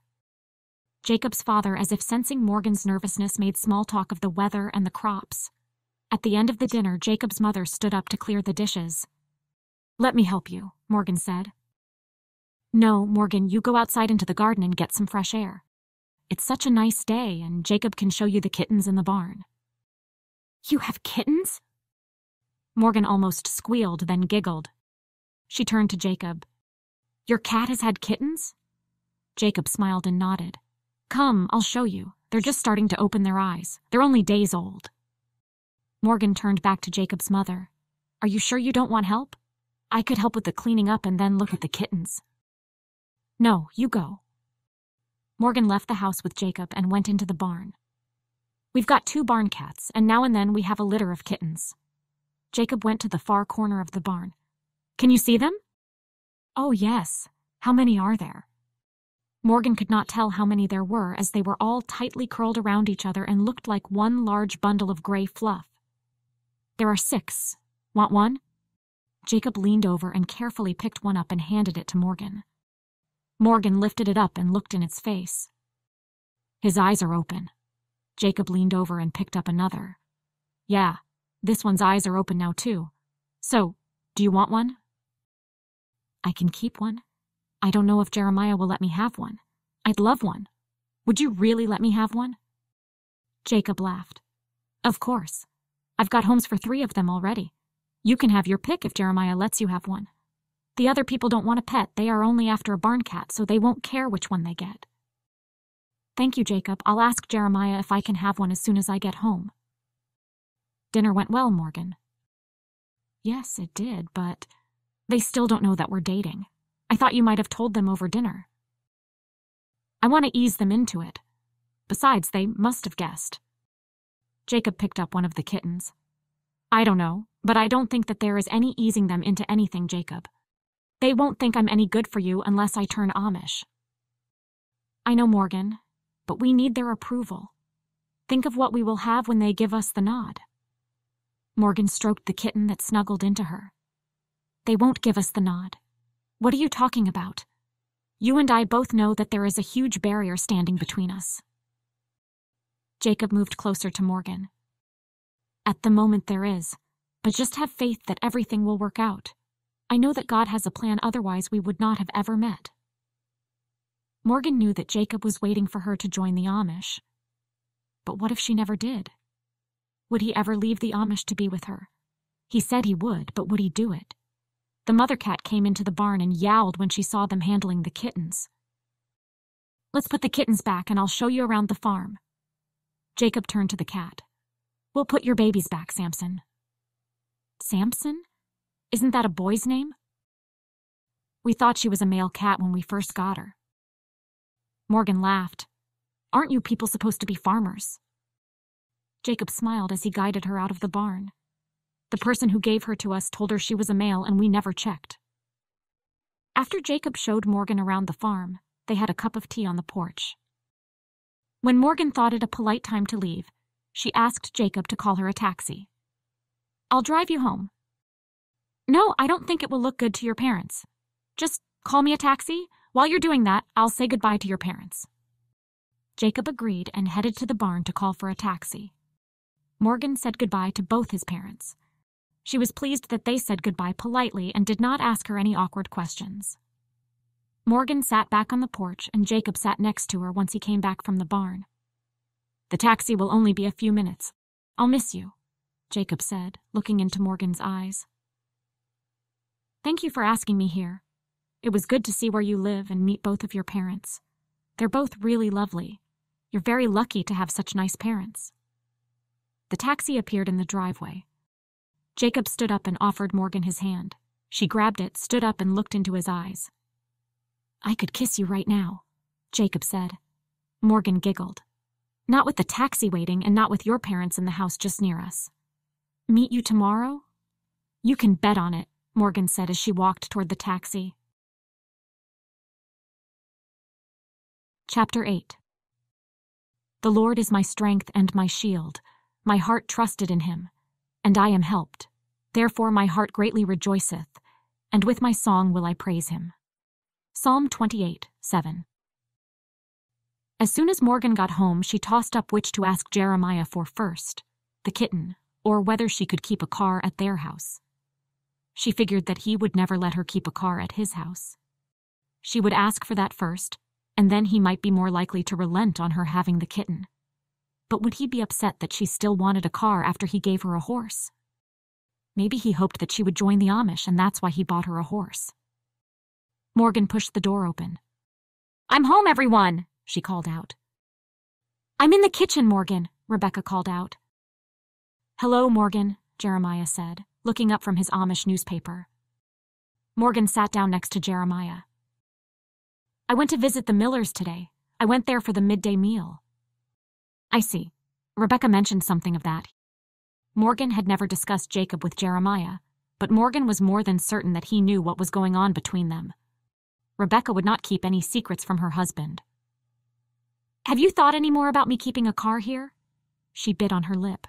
That had come out more bluntly than she had hoped it would. Jeremiah placed the paper down in his lap and looked up at her. Yeah, and the answer is no. I know you say that other people keep cars on their property, but I can't see that it's right. Morgan nodded. She had learned that no good would come out of arguing with Jeremiah. He was very strict. While I was at the Miller's house, Jacob showed me their kittens. One of their cats had a bunch of kittens, and they've just started to open their eyes. Morgan looked, with raised eyebrows, at Jeremiah. Jeremiah frowned. Is that your subtle way of asking if you can have one of them? Morgan nodded, expecting him to say no. Jeremiah put his elbow up on the arm of the chair and leaned his chin into his palm. Might be nice to have an animal around the place. You'd have to run it past Rebecca first. If she says you can have one, it's all right with me. Morgan leaped to her feet and squealed. Really? You mean it? You don't mind? Jeremiah laughed. It's up to Rebecca. Now run into the kitchen and ask her. At last, things were going Morgan's way. Her life had been full of compromises since she'd come to Lancaster County. Now, things were falling into place for her. She had a good boyfriend, a horse, a job, and her parents were in contact, and now if she could convince Rebecca that it was a good idea, she could have her very own kitten. Morgan rushed into the kitchen, and Rebecca spun around and said, I heard the whole thing. What do you want a cat for? Morgan slumped into a kitchen chair. She shouldn't have got her hopes up so high. She had thought that Rebecca would have been a pushover. I've never had a pet. My father is allergic to pet hair, so we never had a pet when I was growing up. I just thought it would be nice to have something to call my own. All right then, Rebecca said as she turned back to the pastry she was kneading. What? You mean I can have one? Rebecca nodded. Yeah, you can have one if you look after it entirely on your own. Thank you, Rebecca. Morgan leaped to her feet and rushed toward Rebecca and gave her a crushing hug, and then she rushed out to Jeremiah. Jeremiah, she said yes. Jeremiah chuckled as Morgan leaned down and gave his shoulders a squeeze. Morgan ran into her bedroom and threw herself onto her bed. It was times like these that she wished she could use her cell phone in the house. She badly wanted to tell her friends back home. Morgan was pleased about the kitten, but it would be weeks before it would be old enough to come home with her. That night, Morgan couldn't sleep. She spent all night wondering how her life would be if she joined the Amish. She decided to talk to Eli, Jeremiah's son, at work tomorrow. The next day at work, Morgan arrived early, hoping to speak to Eli before he got too busy. She found him sitting in the tea room reading the paper and having a cup of tea. He looked up at her. Morning, Morgan. Ready for another busy day? Uh-huh. Eli, can I ask you something? Morgan sat down opposite him. He put the paper down. What's up? Well, I know that you grew up in the community. I'm just wondering what it's like. What's your opinion of it? Eli leaned back in the chair as far as he could, and his face turned a shade of gray. If I liked it, I'd still be there. Is this about the Miller boy? Morgan nodded.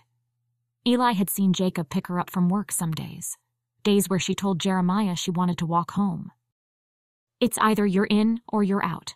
There's no in between. Depends on what you want out of life. For women, it's staying home and bringing up a bunch of babies, cleaning the house and doing a lot of hard work without the help of automatic dishwashers, vacuum cleaners, and the like. Morgan pulled a face. Cooking and cleaning weren't the things she liked to do, although she liked children. She wouldn't mind cooking on the odd occasion, but not 3 times a day. I suppose things have changed a little. A lot more Amish women are working outside jobs nowadays, and even the men are taking jobs outside of the usual farming and construction work that they used to be involved with. I know. Jacob's 2 sisters work in Rebecca's store. Yes, that's true, he said. So what is it that you want to know about the Amish? Truth is, I don't want to lose Jacob, and I'm thinking of joining the Amish. Morgan would not normally speak of private things to her boss, but right now he wasn't just her boss. He was someone who had lived in both worlds, the Amish and the English. With both hands clasped together in front of him, Eli said, You can't make a decision like that for someone else. It has to come from your own heart. You have to want to do it for yourself. Having said that, if you're thinking of having children, it would be good for the children. I had a wonderful childhood except for after my mother died. Morgan wondered how she would feel once she made a huge commitment such as joining the community. A commitment in which there was no going back. Thanks, Eli. Later that day, after work, Morgan met with Jacob. Did your parents ask any questions or say anything about me when I left? Morgan asked Jacob. They guessed that we are dating, and they aren't happy. I have to stop seeing you or I have to leave the community." Tears stung at the back of Morgan's eyes. She could not expect Jacob to leave his family and his way of life for her. "What happens now then?" she asked. Jacob shrugged his shoulders. "It's up to you, Morgan." "Up to me?"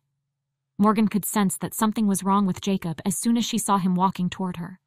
He normally touched her arm softly or stroked her hair, but today he did no such thing. He was withdrawn. "One of us will have to change our life," Morgan said. Jacob nodded and looked down. Since he did not say anything for some time, Morgan said, "I've got some thinking to do. I'll be off for home." "I'll drive you." Morgan walked away and did not look back. "No, I'd prefer to walk." "It's too far, Morgan." "Good, it'll give me time to think." Morgan increased her pace. Chapter 9. Therefore know that the Lord your God, He is God, the faithful God who keeps covenant and mercy for 1,000 generations with those who love Him and keep His commandments. Deuteronomy 7:9. Morgan sat on the double bed in her bedroom and stared at the floor. She thought about life and the meaning of it all. Her thoughts turned to Rebecca. If it wasn't for Rebecca, she didn't know where she would be right now. Rebecca gave her a home even though it wasn't convenient since she was just about to marry Jeremiah. She loved Rebecca like a mother, and she knew Rebecca loved her as well. But not everything was perfect. In a way, she was happy living with Rebecca and Jeremiah, but they were part of a world of which she did not belong. She was an Englisher, an outsider. She wondered if Rebecca and Jeremiah secretly hoped for a quiet life without her so they could be on their own. Although they both couldn't have treated her better, there was something inside Morgan telling her that she didn't belong there. Was she dragging them down and ruining their lives? They were so close to retirement, and she was still living under their roof. Jacob will never leave his family for me or any part of his life, and it was wrong of me to think he might. Morgan, still lying on her bed, studied the cream-colored ceiling. Cream was the color used in nearly every Amish house she'd been in so far. Her old room back at her folks' house was purple with bright posters on the walls. Morgan's mind sparked to life with the realization that she could always just leave and go back to Canada. She thought over it for a time, making a list of cons and pros in her head. If she left, she would not have to deal with any of the Amish people in her life. She would not have to worry about being the odd one out, or whether Jacob's family approved of her. But then again, if she left, Rebecca would worry, and Jeremiah might even miss her. Jeremiah and Rebecca had done so much for her that she couldn't just up and leave. Rebecca had given her a loving home, and Jeremiah had given her a horse, a job, and let her have a kitten. Jeremiah had also chosen a house for them all to live in, which had a private area just for her. Morgan could tell by the look on Jeremiah's face when he first told Morgan about the house that he included her in his and Rebecca's life. It must be hard for an old man of Jeremiah's age to be saddled with a young girl like me when he probably just thought he'd have a quiet life with Rebecca. On the other hand, she could not see that she could stay and continue as she was with her secret relationship with Jacob. Something had to give, and if Jacob left the Amish, she would have to leave Rebecca and Jeremiah's house. She loved Jacob, and although he probably loved her, she couldn't let him leave the Amish for her, and neither was she ready to join the community. If Jacob did leave the community to be with her, would Rebecca and Jeremiah be allowed to talk to them? Would any of Jacob's family talk to him? She knew she could not get him to come to Canada with her. He had too much here. And if she stayed, she would be expected to change for Jacob, convert to his Amish religion. What would she do then? She loved him and only wanted him to be happy. But in that circumstance, he might be happier if she just left. She would be miserable trying to do things to make him happy. Morgan thought about the whole thing some more, but finally decided the best decision was to leave.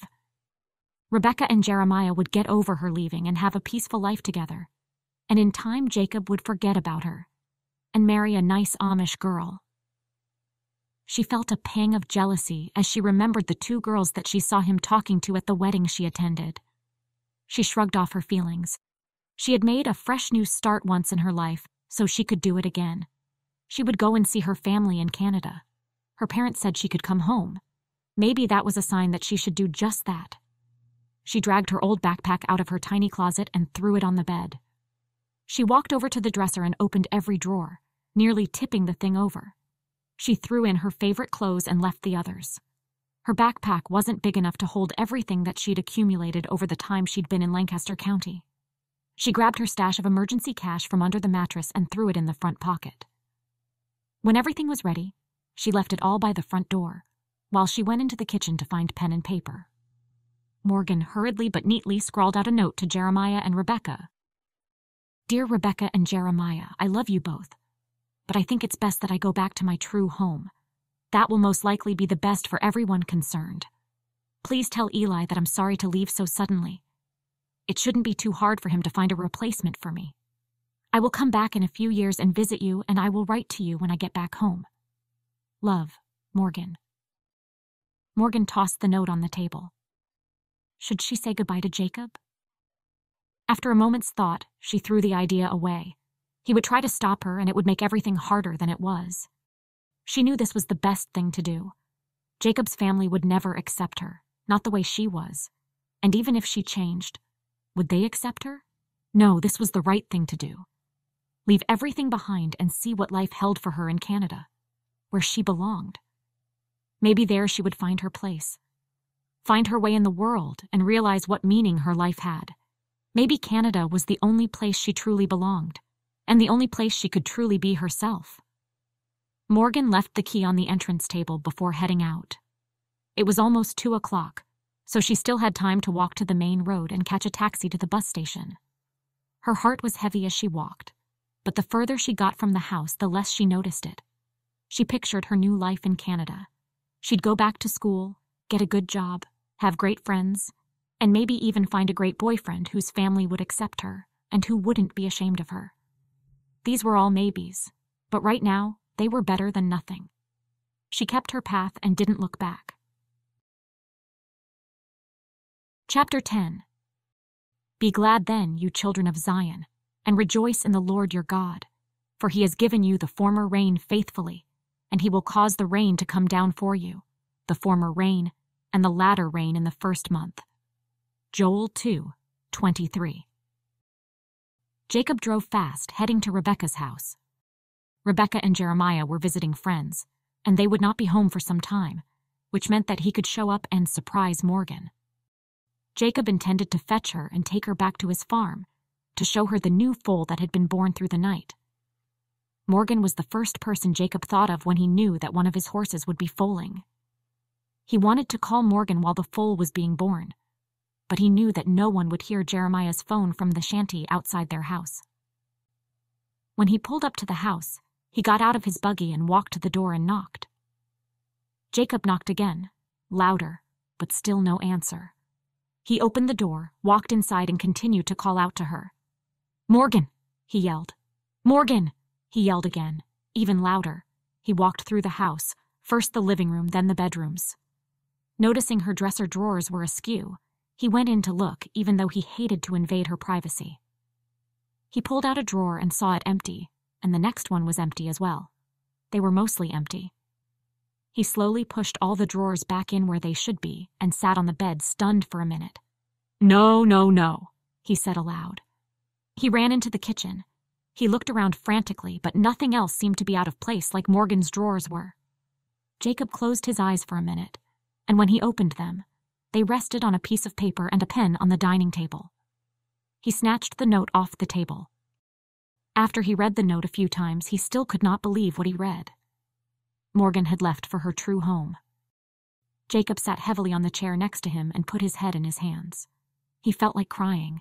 She didn't even bother to say goodbye to him. Didn't she love him as much as he loved her? He was certain that she loved him. Jacob sat and thought about what Morgan had done. He wished he could do something. Then he remembered. Her note said she was going back to her home. But this was her home. Could she mean where she's from? Canada? Yes, it made sense. She had gone back home where she felt she belonged. Jacob jumped to his feet and ran to his buggy. He thought that Morgan would probably take the Greyhound bus. It was too far to take the buggy to the bus station. He took the buggy back home and called for a taxi. Half an hour later, Jacob jumped into a taxi, thankful that his mother and father were not home, so he had avoided awkward explanations as to where he was headed. Under Jacob's instructions, the taxi drove as fast as it could without getting a ticket. How could she leave? She had a good life here. Nothing horrible was happening to her. Was this because of me? Was that the reason she didn't say goodbye to me? Maybe things were more awkward for her than he realized. He knew that his sisters weren't that keen on her, but they would have softened once they got to know Morgan. I wonder if my sisters were ever mean to Morgan, Jacob wondered. Jacob realized how much he loved her. If he found her, he would hold her close and never let her go. He would tell her he loved her with all of his heart, and he was sorry for being the one to drive her away. But then again, he was the one who drove her away, so how could she forgive him? And how could he expect her to forgive him? He couldn't keep this thought from his mind, but he hoped with all of his might she would at least give him another chance, and if he messed up again, then she could leave. As soon as the taxi stopped at the bus terminal, Jacob threw a wad of cash at the driver, not even bothering to count it out. He got out and slammed the door and ran into the terminal, frantically looking around for Morgan. There were so many people it would be hard to find her. Morgan's clothes wouldn't be an indicator, but maybe her sandy blonde hair would stand out. He looked over people's heads and at their hair, looking for her exact shade and style. After scanning what seemed hundreds of people, he finally saw her moving away from him. He ran through the crowd and yelled her name over and over, only hoping she could hear his voice over the noise of voices and music. Morgan walked to her bus, her mind in a fog. She thought she heard her name being called. She looked around and saw a man running through the crowd, pushing people aside and knocking things out of people's hands. In a daze, Morgan instinctively stepped backwards slowly, not knowing who this man was or what he wanted, or if he was even the one calling her. But as he got closer and kept calling, she knew it was Jacob. When he finally emerged from the crowd and his face was visible, she knew why Jacob had come. She stood still for a minute, but then turned and walked briskly, trying to get away from him.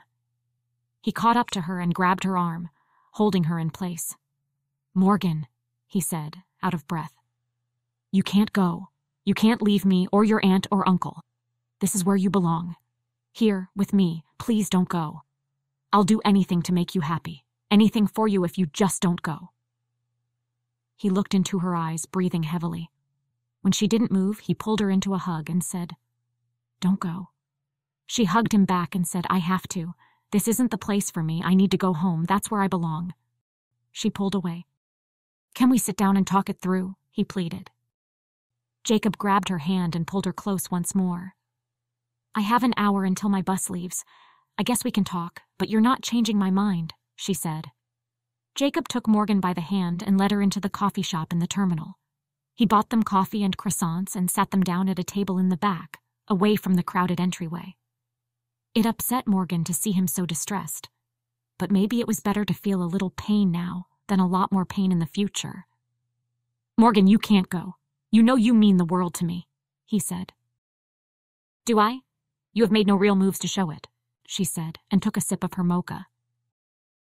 "I have, though. I took you to meet my mother and father," he said. "It's because I'm not Amish, I know.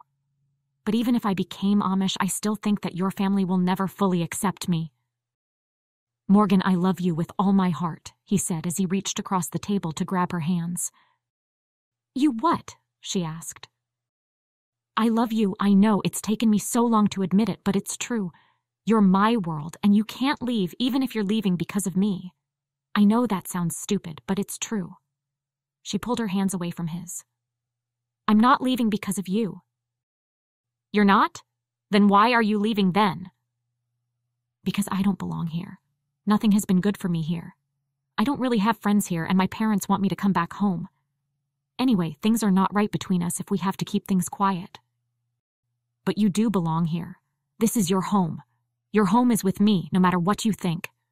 Morgan, I love you so much it hurts. I will leave my family for you. I will leave everything for you. As long as you don't go, you have me wholly and entirely. I can't be without you. I don't want to live without you. You are my world, my everything. I'm so sorry if I haven't shown it enough, or at all, but please believe me. Please just give me another chance and we can work this out." He looked deeply into her eyes. She took a moment before she responded. His pleading eyes made leaving him much harder. She had to be strong. This was the best thing for both of them. I don't see that anything will work out for us. What do you mean? Rebecca and Jeremiah have told me that I need to think before I do things. In the past, I would have gone along with anything you say, but now I think ahead. The only thing I see ahead of us is disaster. That's not true. We will be happy together. We'll get married and be happy together even if I have to leave the community. He smoothed back strands of Morgan's sandy blonde hair that had fallen in front of her eyes. I don't think I'd fit in the community. I don't see why I should join the community if I'm truthful. If you leave, you will end up resenting me for it. You would not have thought to leave the community if I'd never shown up in your life. He smiled and held both her hands in his. After a moment, Morgan snatched her hands away from his. You see? There's no proper solution. I don't want you to leave everything you've ever known, Jacob. I don't want you unhappy for me. I don't want to be unhappy for you either. I want to go somewhere where I can feel that I belong. Is that too much for a person to ask? Stay, and we will work things out together. If you go, there's no chance for us. Morgan, I'd rather have you than my family. If I have to make a choice right here, right now, then I choose you. Jacob, don't say that. They're your family, and I know you're close to them. We could take it slow with them. Let them get to know you, and then I'll reason with them. If I leave the community and they choose not to speak to me, it's not my problem. It'll be their problem. I can't see that will happen, though. Jacob looked into Morgan's face until she smiled. You come first right now, okay? At least until I can convince you of how much I love you. Maybe we can work this out, Jacob, she said. But it might not be easy. Yes, we can. Jacob's face beamed. We will make it work. They finished their coffees and croissants before heading out of the terminal and back to her home. Chapter 11. And not only so, but we glory in tribulations also, knowing that tribulation worketh patience. Romans 5:3. Morgan and Jacob held hands in the back of the taxi. I think we might make it home in time so I can destroy the note I left for Rebecca and Jeremiah. I hope so, then they'll never know that you wanted to leave. Morgan twirled her hair around one of her fingers. Rebecca would be upset to know I was going to run away. Rebecca, what about me? Jacob said, squeezing her hand. You didn't even say goodbye. Morgan stared into Jacob's caring eyes. What happens now? I'll get a job and I'll leave the community. Then we'll get married. We will? Morgan giggled. If you'll have me, he said. Yes, of course I will. That was not the proposal for which Morgan had always hoped, but she did have the man she wanted. Morgan put her head on his shoulder. Where will you get work? I've got a couple of friends on Rumspringa and they got construction jobs in town. I'm sure I won't find it hard to get work. What about the farm? Doesn't your father need you to work the farm? He's too frail now to do it all himself, isn't he? He's got Benjamin to help him. Benjamin is Kate's husband. Also, Annie's husband can help. It won't be the same though, will it? Morgan stared up into Jacob's face. No, it won't, and I'm sure everyone will be upset to learn that I'm leaving, but I have to make my own decisions. I've got my own family to think about now. Morgan closed her eyes and snuggled her head further into Jacob's shoulder. As Morgan drifted off to sleep, she heard Jacob say, Everything will work out if we stay together. When the taxi came to a halt, Morgan woke up and saw that they were outside her house. She straightened up and looked at Jacob. It looks like they haven't been home yet. You go and destroy that letter. I'll meet you tomorrow at the usual place when you finish work, okay? Then we'll talk further about our plans. Oh no, I just remembered I left the key inside. I've got no way of getting inside, Morgan said. The door was open when I got here today. I found the note, and that's how I knew where you were. Morgan grimaced. I must have forgotten to lock the door. Jacob laughed and picked up her hand and kissed it. When Morgan got out of the taxi, she stood on the porch. As she watched the taxi disappear up the road, she saw Jeremiah's buggy heading toward the house. She slung her backpack over her back and ran into the house. Once she grabbed the letter from the table, she scrunched it up and ran into her room. Rebecca had a habit of going straight in to see Morgan as soon as she came home on her outings. She had to put her room back the way it always had been. It took only minutes to unpack her few belongings and dot them around the room. As for her clothes, she would unpack them all later. Rebecca would never look in her closet. Morgan lay on her bed and waited for Rebecca to come into her room. She had never expected that Jacob would leave the Amish community for her. If he was willing to do that for her, then she should seriously think about the Amish way of life. It wasn't so bad living without electricity, and she liked riding in buggies. The fresh air in the country was nice too. There you are. What have you done with yourself today? I see you didn't sweep the porch like I asked you to. Rebecca sat on the end of Morgan's bed. Morgan sat up. Oh, Auntie, I'm so sorry. I completely forgot. Please don't tell Jeremiah. I'll go out and do it in a minute. Rebecca sighed and nodded. Morgan tucked her knees under herself and kneeled up on the bed. Rebecca, can you tell me what it's like to be Amish? Rebecca eyed her suspiciously. Why? Morgan laughed. I thought that I might consider joining. First, I need to find out more about it. Do you believe in God? I guess I do. I suppose someone made the world and everything, put everything in its proper place. The sun rising in the morning, that kind of thing. You'd have to live without cell phone, no electricity, and you'd have to abide by the Ordnung. I know a lot of Pennsylvania Dutch from listening to you and Jeremiah.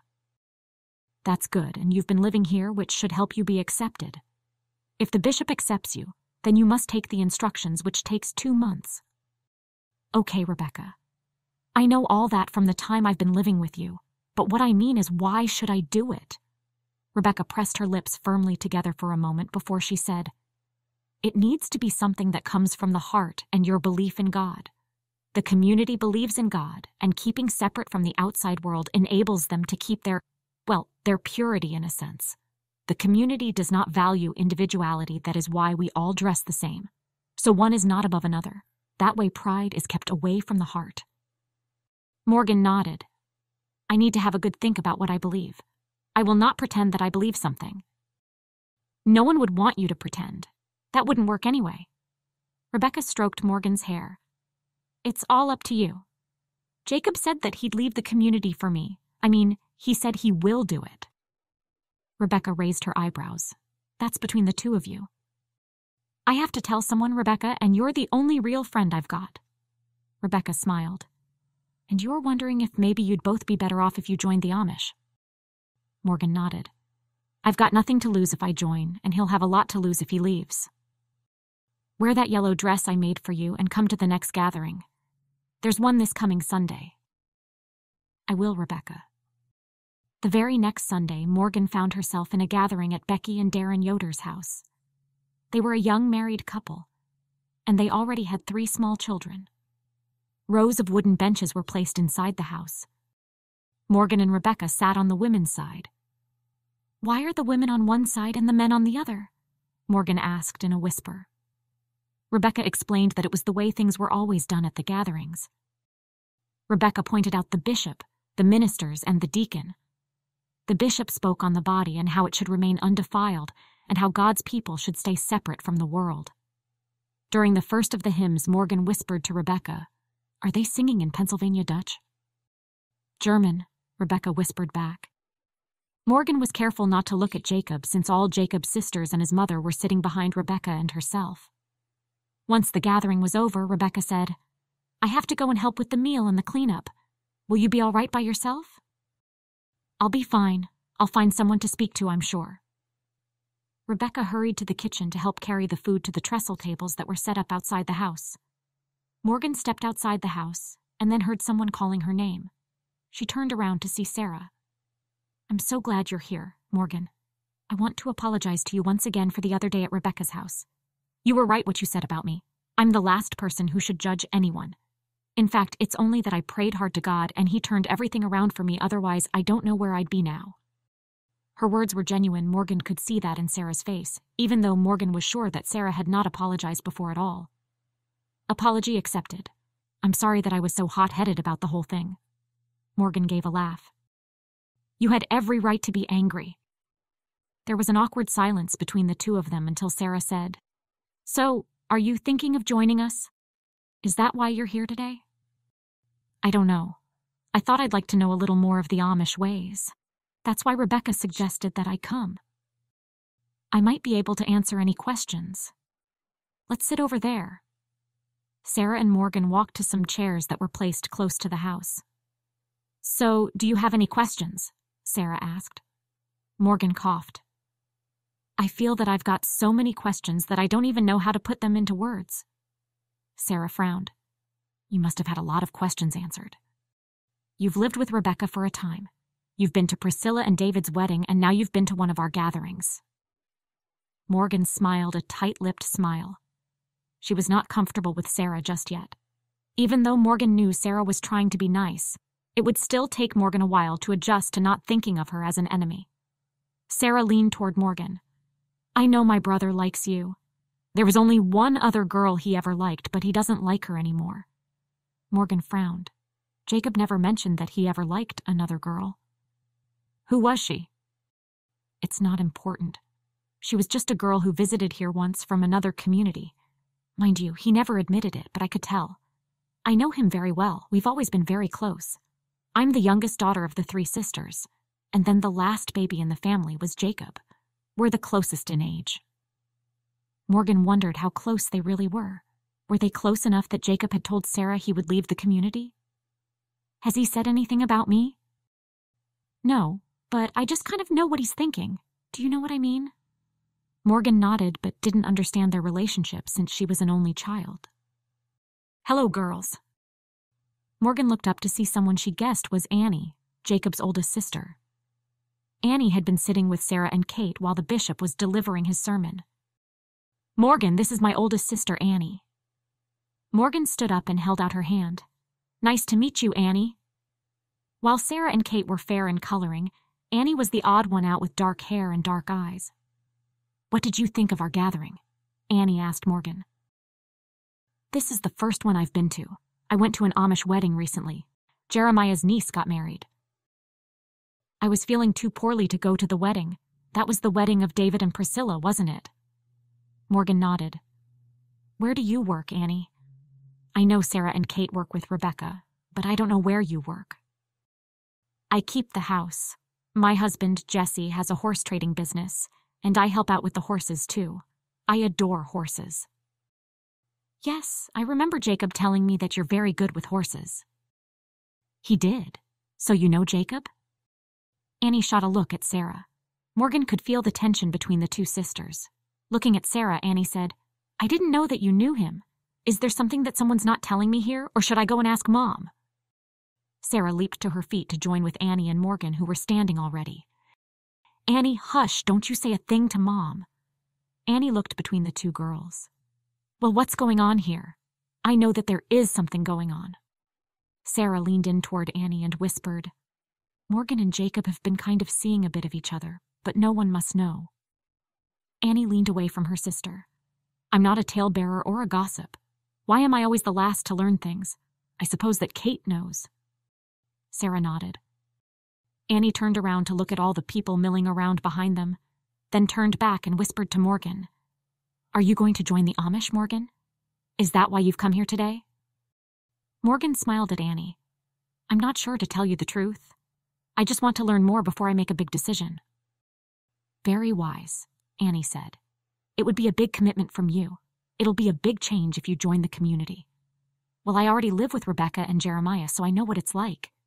I've been living with no electricity and no car, that sort of thing. I don't use my cell phone at their house either. Annie smiled at Morgan and grabbed her hand. I'm so happy that you've come here today. Annie's words were genuine. Morgan could see it in her dark eyes. Thank you for saying that, Annie. Now I'd better go and help the ladies with the food. It's my turn to do the washing up and cleaning up today. I might see you later, Morgan. Once Annie walked back to the house, Sarah and Morgan sat down. She looks very different to you and Kate, Morgan said, looking into Sarah's face. Yeah, she takes after Dad. Kate and I look like Mom. Morgan said, You don't have to sit with me, Sarah. I'll be okay if you want to go and speak to someone else. Would you mind? Not at all. Morgan knew that Jacob's sisters were being protective of him. Besides, Sarah apologized, and Annie seemed nice. Sarah hurried away. When Morgan looked up to see the bishop walking toward her, she realized that she might have made a big mistake in telling Sarah to leave her alone.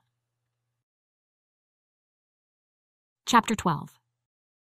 that if thou shalt confess with thy mouth the Lord Jesus, and shalt believe in thine heart that God hath raised him from the dead, thou shalt be saved. Romans 10:9. Morgan, mind if an old man joins you? The bishop asked. Morgan smiled. That's fine. The old bishop sat next to her. I've been speaking to Jeremiah about you. You have? I hope he said good things. Morgan forced a little laugh to cover her nerves. Yeah, he speaks highly of you. Morgan stared at the bishop and wondered if a bishop might lie. He looked back at her and smiled. Did you enjoy our gathering? Yes, it was different. We live our lives for God because of what he did for us in sending his only Son that we might have life everlasting. Morgan had heard it all before, but when the bishop said the words, it was as if she'd heard them for the first time. The bishop continued. Jesus died for us, to wash away our sins. One sacrifice for all people. Though our sins be scarlet, now we are as white as snow. How does one become as white as snow? Morgan asked. The scripture says he who believes in his heart that Jesus is the Son of God and confesses the same with their mouth, then that person is saved. What about repentance? I heard a lot about that at the church my parents made me go to. The bishop nodded, and his eyes crinkled in the corners as he smiled. You repent when you are prepared to leave your old life behind. It's like taking off the old clothes and putting on new clothes. God asks us to do that with the symbol of baptism. At that moment, Morgan knew in her heart that God wanted her to turn to him fully. She had no thought for Jacob in her mind or in her heart when she said to the bishop, "What must I do to please God?" Do you believe that God sent his Son to die for your sins? Yes, I do believe that. A tear spilled down her cheek. Well, that's the start of your journey, Morgan. A long journey. You'll never stop learning about God. Every day God teaches me something new about him. Morgan wiped the tear from her cheek. Could I learn more? The bishop rubbed his dark beard. Have Jeremiah bring you along to my house tomorrow after dinner? We can talk some more. Thank you, Morgan said.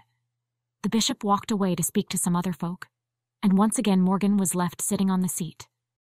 She felt as if a bright light shone in her heart.